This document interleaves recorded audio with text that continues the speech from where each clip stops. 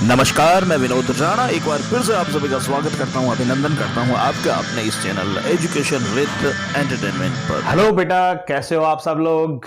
Welcome, स्वागत है आपका। आज की इस वीडियो में बेटा हम पढ़ने वाले हैं कोलॉइडल सॉल्यूशन की प्रिपरेशन मेथड। कोलॉइडल सॉल्यूशन को कैसे प्रिपेयर किया जाता है, कैसे बनाया जाता है, तो आज के इस वीडियो में हम पढ़ने वाले हैं प्रिपरेशन ऑफ कोलॉइडल सॉल्यूशन। ठीक है बेटा, तो देखिए बेटा, कोलॉइडल सॉल्यूशन को प्रिपेयर करने के दो मेथड होते हैं। एक है डिस्पर्सन मेथड और दूसरा कंडेंसेशन मेथड। ठीक है, तो इसके दो मेथड हम पढ़ने वाले हैं। पहला मेथड डिस्पर्सन मेथड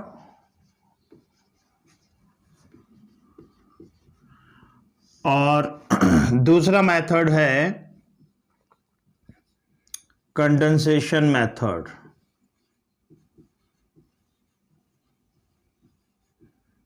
ये दो मेथड होते हैं।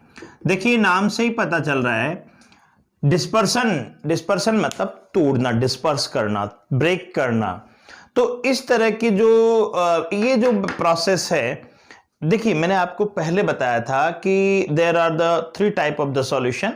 एक ट्रू सॉल्यूशंस, कोलॉइडल सॉल्यूशंस और सस्पेंशन। ट्रू सॉल्यूशंस के जो पार्टिकल है बहुत छोटे होते हैं, लेस देन 1 नैनोमीटर, और सस्पेंशन के पार्टिकल बड़े होते हैं, मोर देन 100 नैनोमीटर।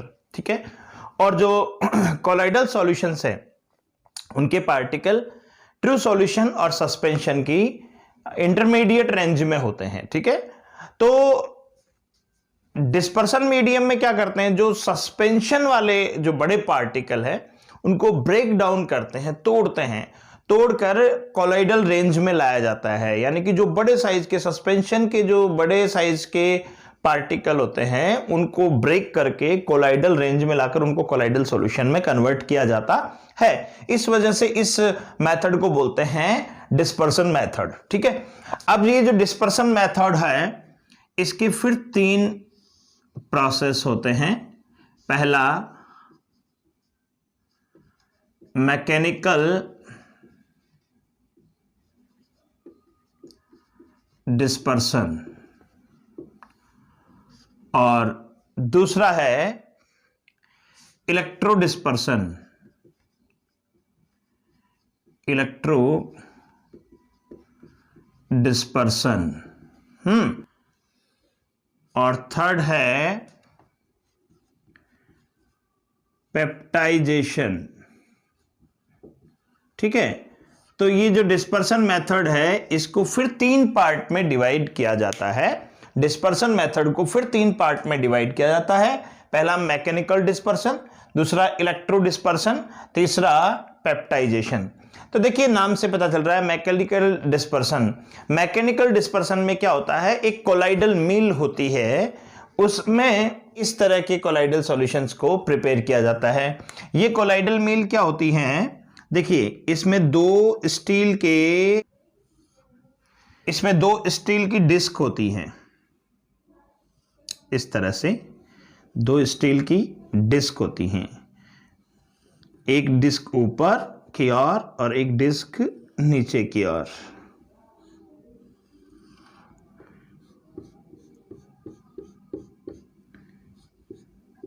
ये कोलॉइडल मील है जिसमें ऊपर से ये चार्ज डालने के लिए ये रास्ता होता है। ठीक है, और ये जो दोनों डिस्क है, ये दोनों डिस्क स्टील डिस्क जो कि एक दूसरे के अपोजिट डायरेक्शन में रोटेट करती हैं। अगर ये क्लॉकवाइज रोटेट करती है तो ये एंटी क्लॉकवाइज रोटेट करती है। दोनों एक दूसरे के अपोजिट डायरेक्शन में रोटेट करती है और बहुत ही हाई स्पीड से करती है, नियर अबाउट 7000 रिवॉल्यूशन पर मिनट। 1 मिनट में 7000 चक्कर करती हैं, ये रिवॉल्व करती हैं। और इसमें से जब भी कोई कोलाइडल सॉल्यूशन बनाया जाता है तो डिस्पर्स्ड फेज के जो बड़े पार्टिकल यानी कि सस्पेंशन के बड़े पार्टिकल है वो डिस्पर्सन मीडियम के साथ मिक्स करके, जिसमें डिस्पर्सन मीडियम में, जिस डिस्पर्सन मीडियम में आपको कोलाइडल सॉल्यूशन बनाना हो उसके साथ मिक्सअप करके इसमें डाल दिया जाता है और फिर ये जब कोलाइडल मिल चलती है तो कोलाइडल सॉल्यूशन बना देती हैं। बड़े पार्टिकल जो सस्पेंशन के थे उनको ब्रेक डाउन करके कोलाइडल रेंज में ला देती हैं। तो इसके एग्जाम्पल मैं आपको बता दूं कि जैसे पेंट हैं, आपके इंक, टूथपेस्ट, ETC, इस तरह के जो कोलाइडल सॉल्यूशन है वो इसी मेथड से बनाए जाते हैं। तो इनके एग्जाम्पल जरूर याद रखिएगा आप। मैकेनिकल डिस्पर्शन में पेंट, इंक, टूथपेस्ट, ETC ये एग्जाम्पल है और ये इस मेथड द्वारा, मैं इस मेथड से ये जो कोलाइडल सॉल्यूशन बनाए जाते हैं। ठीक है, ओके। अब दूसरा हम बात करते हैं इलेक्ट्रो डिस्पर्सन। इलेक्ट्रो डिस्पर्सन में क्या होता है, इसमें दो इलेक्ट्रोड के बीच इलेक्ट्रिक आर्क प्रोड्यूस किया जाता है। Do you know what is the electric arc? आपने कभी देखा होगा कि जब दो वायर आपस में टच कर जाते हैं, जब बिजली के दो वायर लगे होते हैं प्लस माइनस, वो जब आपस में टच कर जाते हैं तो एक स्पार्किंग होती है, उसको बोलते हैं इलेक्ट्रिक आर्क। तो इसमें क्या होता है, जिस मेटल का कोलाइडल सॉल्यूशन बनाना है, जिस मेटल का कोलाइडल सॉल्यूशन बनाना है उसी के दो इलेक्ट्रोड बना लिए जाते हैं और उन इलेक्ट्रोडों को डिस्पर्सन मीडियम में डुबोकर उनमें इलेक्ट्रिक आर्क प्रोड्यूस करवाया जाता है, जिससे उनके जो बड़े पार्टिकल है वो ब्रेक डाउन होकर, डिस्पर्स होकर कोलाइडल रेंज में आ जाते हैं। तो देखिए, जैसे मैं एग्जांपल देता हूं आपको, ये एक कंटेनर है, इसमें ले लिया डिस्पर्सन मीडियम, मान लीजिए डिस्पर्सन मीडियम यहां पर लेता हूं मैं KOH। तो ये कोई कंटेनर है जिसमें मैंने पहले डिस्पर्सन मीडियम ले लिया। डिस्पर्सन मीडियम कौन सा? जिसमें हमको कोलाइडल सॉल्यूशन प्रिपेयर करना है। अब दो, जैसे हमको गोल्ड का कोलाइडल सॉल्व बनाना है तो गोल्ड की दो इलेक्ट्रोड बनाते हैं अपन। ये एक इलेक्ट्रोड गोल्ड का, ठीक है, और ये दूसरा इलेक्ट्रोड, ये भी गोल्ड का, ठीक है। इसको एक को प्लस से, दूसरे को माइनस से अटैच कर देते हैं और इस पूरे को, अच्छा, जैसे ही इसमें इनको टच करेंगे एक स्पार्किंग होगी और इलेक्ट्रिक आर्क प्रोड्यूस होगा। ये इसको बोलते हैं इलेक्ट्रिक आर्क। इसके कारण टेम्परेचर इतना ज्यादा इंक्रीज हो जाएगा कि ये जो गोल्ड के इलेक्ट्रोड है वो मेल्ट होकर इवोपरेट होने लगेंगे। अब जैसे ये इवोपरेट होंगे तो इनको वापस कंडेंस करने के लिए एक कूल एटमॉस्फेयर चाहिए। तो इसको क्या करेंगे, हम आइस से भरे हुए बॉक्स में रख देंगे। ये आइस है, इसके चारों ओर ये आइस है, तो आइस से भरे हुए बॉक्स में हम इसको पुट कर देंगे, रख देंगे। तो अब जैसे देखिए ये आइस बॉक्स है, ये आइस बॉक्स हो गया, आइस मिक्सर बोल दो आप, कुछ भी बोल दो। अब जब दोनों इलेक्ट्रोड, मैं एक बार फिर से बताता हूं कि जिस मेटल का कोलाइडल सॉल्यूशन बनाना होता हो उसके दो इलेक्ट्रोड बनाकर दोनों के को उस डिस्पर्सन मीडियम जिसमें आपको कोलाइडल सॉल्यूशन बनाना है उसमें डुबोकर उनके बीच एक इलेक्ट्रिक आर्क प्रोड्यूस किया जाता है, जिससे इन दोनों से कि ये दोनों मेल्ट होकर इवोपरेट, इनकी वेपर बना ली गई गोल्ड की, जो कि इस ठंडे कूल एटमॉस्फेयर में वापस कंडेंस होकर कोलाइडल सॉल्यूशन में कन्वर्ट हो जाएगी। तो इसका एग्जाम्पल है गोल्ड सोल, इसी मेथड से बनता है। गोल्ड सोल है आपके, और प्लेटिनम सोल, ETC, और भी कई तरह के जो मेटल्स होते हैं उनके कोलाइडल सॉल्यूशन इसी मेथड से बनाए जाते हैं। Is that clear? अब हम बात करते हैं पेप्टाइजेशन की। देखिए, इसको समझाने के लिए मैं पहले एग्जांपल दूंगा, उसके बाद समझाऊंगा, ठीक है। अगर FeCl3 में कोई बेस डाल दें, फेरिक क्लोराइड में कोई बेस डाल दें, तो फेरिक हाइड्रोक्साइड का प्रेसिपिटेट बनता है। जैसे मैं यहां बना देता हूं कि FeCl3, FeCl3 में NH4OH मिला दें, NH4OH, 3 मॉलिक्यूल लेंगे तो ये 3 NH4 इन 3 Cl से रिएक्ट करके 3 NH4Cl बना लेंगे, NH4Cl, और ये तीनों हाइड्रोक्साइड इस Fe पे जुड़कर FeOH का होल थ्राइस यानी फेरिक हाइड्रोक्साइड का ये PPT बना लेंगे, PPT यानी प्रेसिपिटेशन फॉर्म कर लेंगे और जो कि नीचे जम जाएगा। ठीक है, तो वैसे फेरिक क्लोराइड को वाटर में डिसॉल्व कराओगे तो वो घुल जाएगा, डिसॉल्व हो जाएगा, ये सॉल्युबल होता है। लेकिन जैसे ही इसमें NH4OH मिलाएंगे तो ये हाइड्रोक्साइड इस FeCl3 से मिलकर फेरिक हाइड्रोक्साइड बना लेंगे जो कि इनसॉल्युबल होता है। ये PPT फॉर्म में कन्वर्ट होकर नीचे जम जाएगा। अब इस फेरिक हाइड्रोक्साइड में वापस FeCl3 मिलाएंगे हम, ये देखिए FeOH होल थ्राइस, ये FeOH का होल थ्राइस जो है ये ताजा बने हुए PPT है, फ्रेश PPT है अभी। ये दूसरा बना रहा हूं मैं, FeOH होल थ्राइस, ये फ्रेश PPT है दोनों।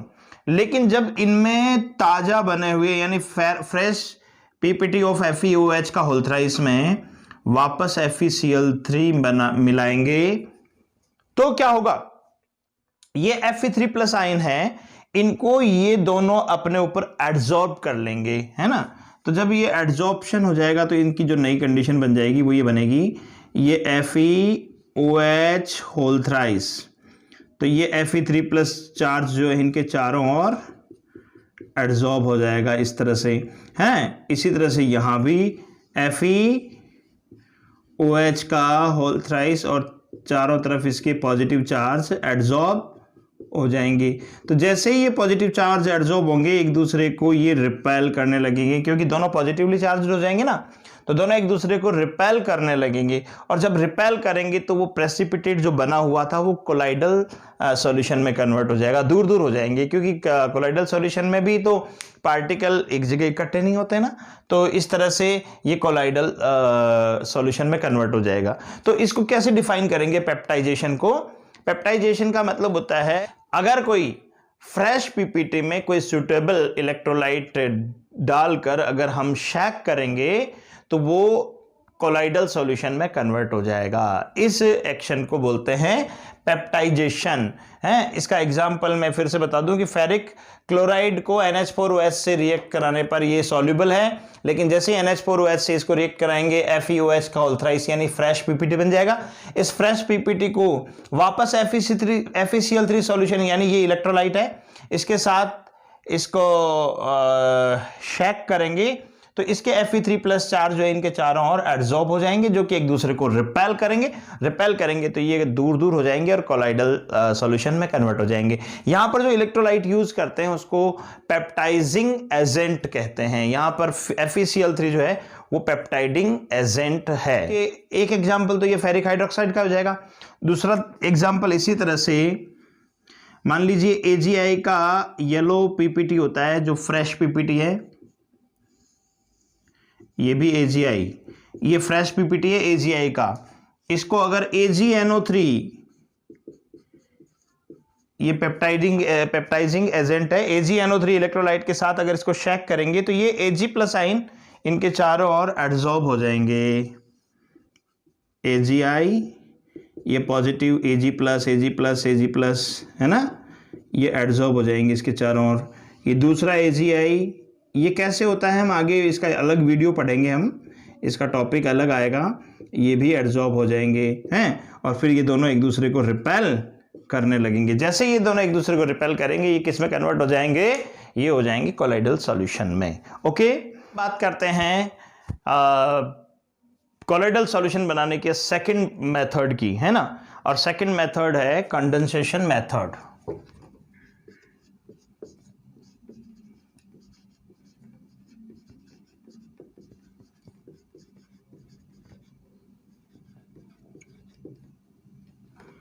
सेकंड है कंडेंसेशन मेथड। कंडेंसेशन मेथड जो है डिस्पर्सन मेथड के जस्ट अपोजिट है। इसमें क्या था, सस्पेंशन के बड़े पार्टिकल को तोड़कर कोलाइडल रेंज में ला रहे थे। कंडेंसेशन का मतलब होता है इकट्ठा होना, बिल्कुल एक तरह से एसोसिएट होना ना, एसोसिएट होना।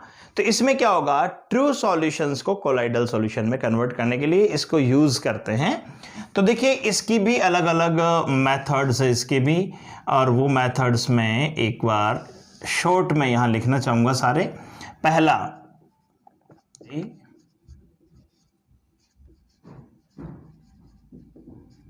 Chemical reactions, by chemical reactions. Second जो है इसका example by exchange of solvent.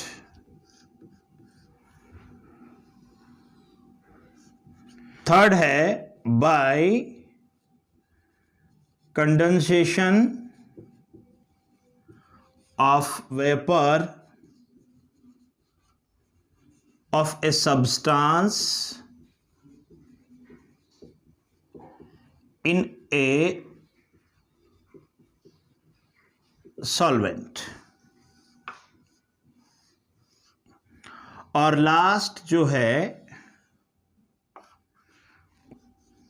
by accessing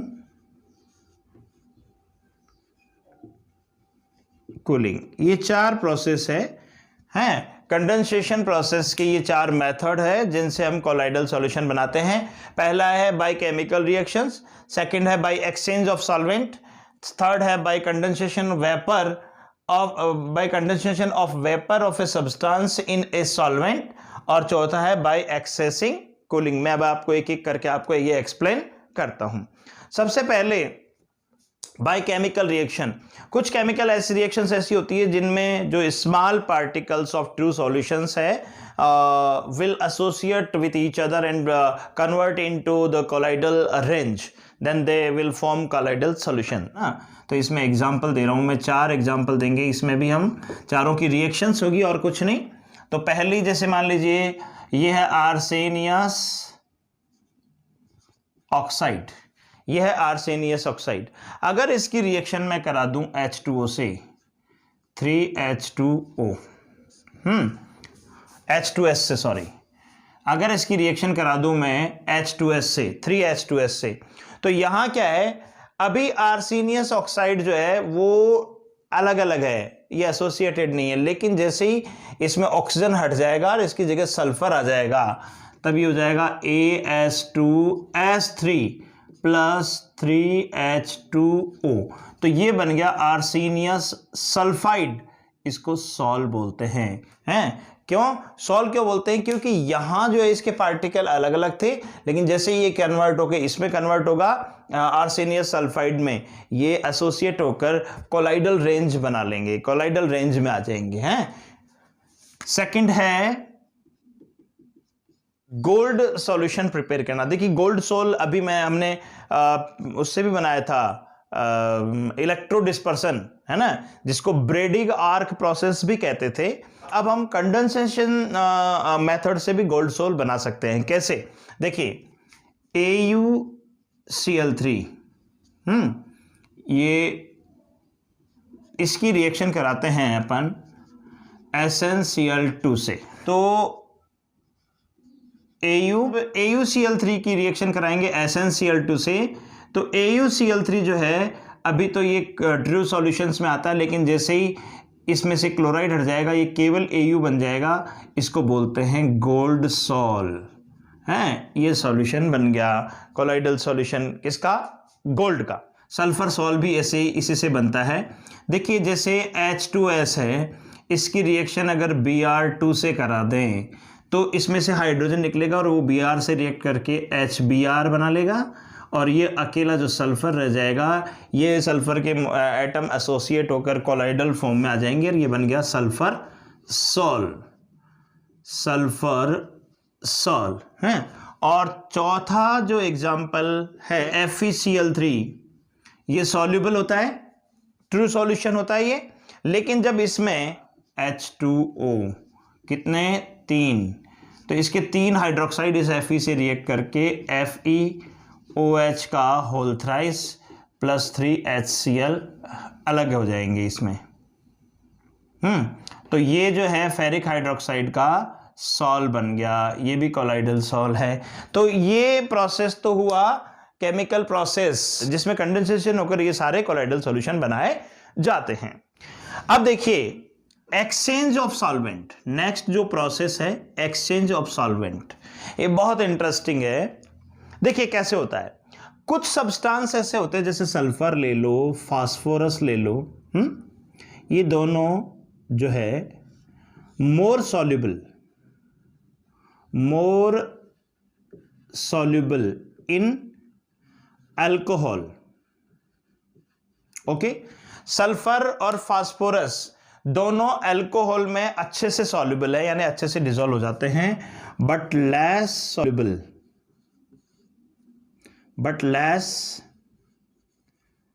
soluble in water हैं।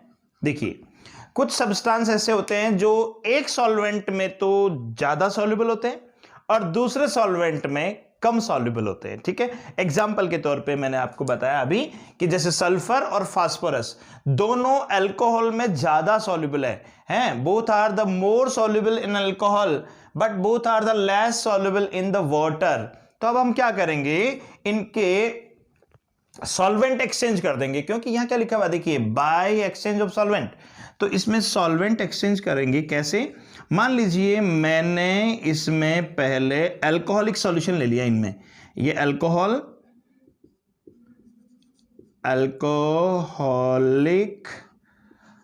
सॉल्यूशन ऑफ सल्फर और फास्फोरस, ये सल्फर या फास्फोरस का अल्कोहल में डिसॉल्व किया हुआ सॉल्यूशन है। अब ये फास्फोरस और सल्फर वाटर में तो लेस सॉल्युबल है, तो हम क्या करेंगे, इसमें वाटर मिला देंगे एक्सेस अमाउंट में, है ना, access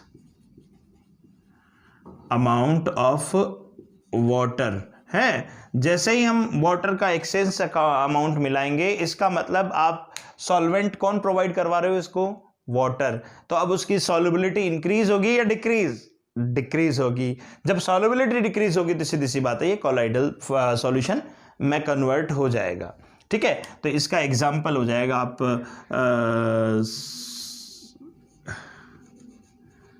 colloidal solution of sulphur और फास्फोरस। और थर्ड जो प्रोसेस है इसमें क्या करेंगे, जिस डिस्पर्स्ड फेज का कोलाइडल सॉल्यूशन आपको बनाना है, उस डिस्पर्स्ड फेज की जो वेपर है एक सुटेबल डिस्पर्सन मीडियम में कंडेंस की जाती है। तो इसलिए बाय कंडेंसेशन, इसलिए इसमें लिखा है कि bye condensation of vapour of a substance in a solvent है। तो इसके एग्जांपल सल्फर और मरकरी के जो सॉल्ट्स हैं वो इस मेथड से बनाए जाते हैं। Colloidal salts of sulphur and mercury हैं, इस मेथड से बनाए जाते हैं। फोर्थ नंबर पे है, लास्ट मेथड है by accessing cooling. Colloidal solution of ice के किसी ऑर्गेनिक कंपाउंड में जो कोलाइडल सॉल्यूशन इसी तरह से बनता है। जैसे अगर आइस को आप किसी ऑर्गेनिक सॉल्वेंट जैसे ईथर में मिक्स करके अगर आप फ्रीज कर देंगे तो ये इस तरह का कोलाइडल सॉल्यूशन बन जाएगा। ठीक है, तो लीजिए बेटा, लास्ट में मैं एक चार्ट के थ्रू एक शॉर्ट में आपको इस वीडियो का पूरा रिवाइज करवा देता हूं। देखिए, preparation method of the colloids की दो प्रोसेस होते हैं, दो मेथड होते हैं, एक डिस्पर्सन मीडियम, एक कंडेंसेशन मीडियम। डिस्पर्सन मीडियम में बड़े पार्टिकल को तोड़कर छोटे पार्टिकल यानी कोलाइडल रेंज में लाया जाता है। इसके तीन प्रोसेस है, मैकेनिकल डिस्पर्सन और इलेक्ट्रो डिस्पर्सन और पेप्टाइजेशन। मैकेनिकल डिस्पर्सन में क्या होता है, कोलाइडल मिल में इसको ब्रेक किया जाता है। इसका एग्जांपल हो जाएगा आपका पेंट, इंक टूथपेस्ट हैं, ये इसके एग्जाम्पल हो जाएंगे। इलेक्ट्रोडिस्पर्सन में आपके इलेक्ट्रिकल आर्क प्रोड्यूस किया जाता है उन मेटल्स के कोलाइड्स में जिनका कोलाइडल सॉल्यूशन बनाना है। तो सिल्वर, गोल्ड, प्लेटिनम के जो कोलाइडल सॉल्ट्स है वो इसी मेथड से बनाए जाते हैं। पेप्टाइजेशन में मैंने आपको बता ही दिया था कि जो एक फ्रेश पीपीटी में अगर मान लीजिए कोई इलेक्ट्रोलाइट डालकर शेक किया जाता है तो जो पॉजिटिव चार्ज है उनके पार्टिकल्स के चारों ओर एड्सॉर्ब हो जाएंगे और एक दूसरे को रिपेल करेंगे, जिससे वो कोलाइडल रेंज में आ जाएंगे। इसका एग्जांपल आपका हो जाएगा फेरिक हाइड्रोक्साइड का कोलाइडल और सिल्वर AgI का कोलाइडल सॉल्यूशन हमने इसी मेथड से बनाया। ठीक है, नेक्स्ट है कंडेंसेशन मेथड। कंडेंसेशन मेथड में देखिए 4 प्रोसेस है। इसमें क्या करते हैं, छोटे पार्टिकल जो होते हैं लेस देन 1 नैनोमीटर वे एक दूसरे के साथ एसोसिएट होकर कोलाइडल रेंज में आ जाते हैं। ठीक है, इसकी 4 मेथड है। Chemical method, by chemical method, by exchange of solvent, by condensation of vapor of a substance in solvent, by accessing cooling। तो सबसे पहले बात करते हैं अपन केमिकल मेथड की। तो मैंने आपको बताया था, इसमें हमने एग्जांपल पढ़े थे।